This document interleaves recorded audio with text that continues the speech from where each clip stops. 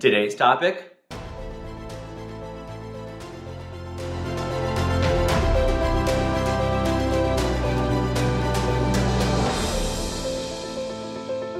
Hi, I'm Doug Holt, author of Your Own Story, and this is your Daily Growth Hack, where each day we give you a tip, trick, or insight to help you uplevel what we call the 5 to Thrive.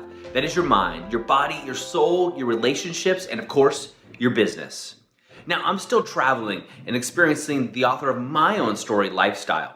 Now, while traveling, I'm still able to coach my clients. And these are high-level people. These are people that have been extremely successful in all areas of their life at one time or another, and typically have most of their stuff together.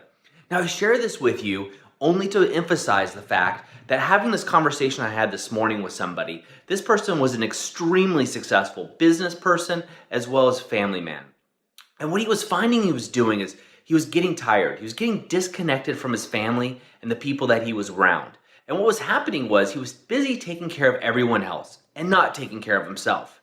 Sure, he had actually a great life. You know, he was doing some workouts, he was doing all the things on paper, but he wasn't feeding his soul. And after doing a little research and talking to him, what really was happening is he was busy making sure everyone else was okay and not living his own life on his own terms. He was extremely successful, but yet what he was doing was making sure his staff was taken care of before he was. Now, in a lot of leadership books, we're taught this is the way to go. The leader eats last. And I actually subscribe to this theory, but only when that leader is eating very, very well. Because if the leader is starving, the leader actually can't lead. The leader can't help his staff or his team or his followers to the promised land and actually take them to broke. Leaders who are taking care of themselves first are able to show up in a bigger way for their staff, for their family, for their friends, and for everybody else around them. Now, for this particular individual, what he was doing was making sure everybody else was taken care of, and then he had himself last. He was going to make sure that he could live his dreams after he took care of everyone else's. And what was happening more and more was that the people were leaning on him. They were not actually trying to figure things out themselves because they knew, hey, he'll take care of it. And let's just call him Rick. They would say something like, hey, Rick will take care of it. Let's just give the job to Rick. Or, I don't know how to do this. Rick knows how to do it. And this started happening with his friends, his family, all of his staff members, to the point where he was working himself to death. And what happened is, at least once every 2 weeks, he'd almost have to take a complete day off work and just kind of lay in bed. Or overly caffeinate himself and try to push through, which never worked.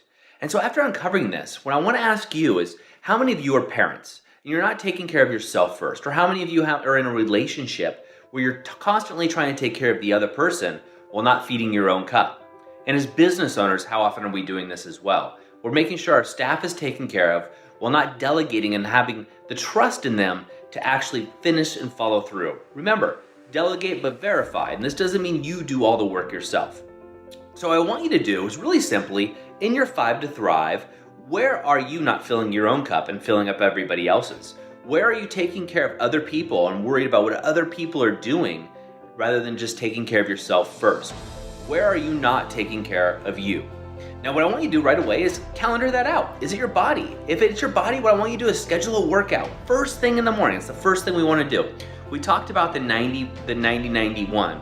Now, for that 90-91, if a previous daily growth hack, which you'll see right here, what I want you to do is go ahead and take that 90-91 and apply it to this area of your life where you're not filling your own cup first.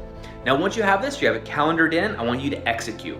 And what I'm sure you're gonna find, just like most people and clients that I work with, is when you actually take this one thing and focus on it and fill your cup up first, you're able to help other people in a much greater way because you show up as a better man, a better woman, and as the author of your own story. That's it for me today. As always, go to authorofyourownstory.com where you can get more tips, tricks, and techniques delivered right to your inbox. Have a great day. Remember, go out and be the author of your own story. I hope you enjoyed today's Daily Growth Hacks. Please put your comments right down below and remember to click subscribe. This way we can ensure that we're delivering these Daily Growth Hacks right to you each and every day. On behalf of the whole team here, remember, go out and be the author of your own story.